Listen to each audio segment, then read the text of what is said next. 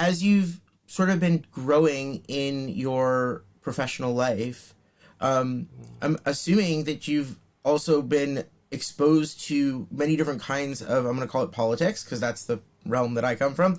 Different ideas clashing about what's important and how we should express things and and just the nature of different ideas and how they're expressed, especially as someone who engaged in journalism and is now dealing as someone in communications in high tech. We talk about branding. We talk about how people have to deal with, like they talk about, LGBTQ and how it impacts the high tech world, or how it's expressed by companies in the high tech world, or human rights and how it's dealt with in business. And there's so many different ideas out there that are clashing. I'm wondering how you experience that. How do you feel that in your daily life in work? Oh, that's such an interesting question. So, first of all, when it comes to just ideas and politics, I just want to say, um, there is something that you taught us about the hierarchy of ideas that I still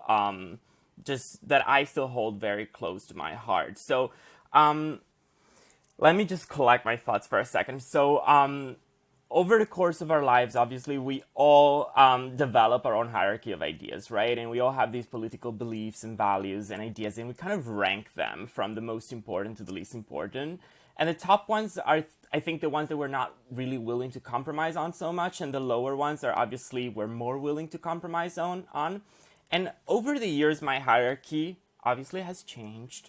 But when it doesn't change, well, then I guess you're a very static person. And I'm not sure that would work for me. I try to just absorb new ideas and try to evolve as time goes by. But I do have my core beliefs, and they're the pillars that I build my life on, right? So many of my ideas have remained the same over the years, but then they might have shifted the ranking or the position over the years. So obviously, identity has very much informed some of my political views, just who I am and where I come from.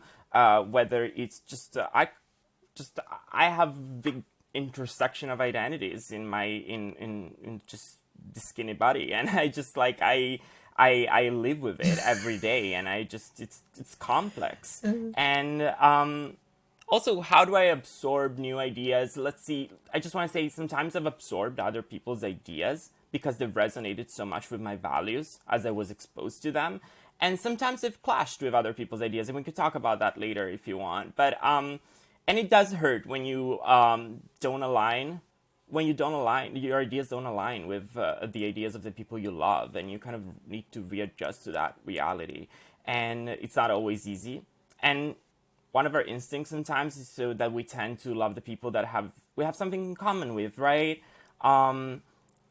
Our siblings, we had a similar childhood to them, and our friends, we share values and experiences and memories with them. And then sometimes the opposite happens. You're drawn towards people for completely different reasons, and that's really special, I think. So just want to shout out to Joachim, my husband.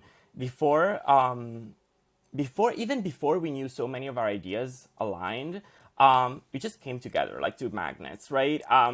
It was just literally magnetic. And I saw him at the entrance of this cafe where we had just scheduled our first date. We had met on an app online, and we just had decided to grab coffee.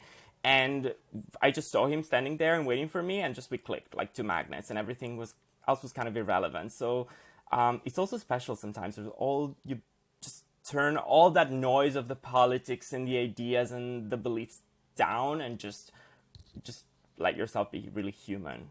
Okay, wow, cool.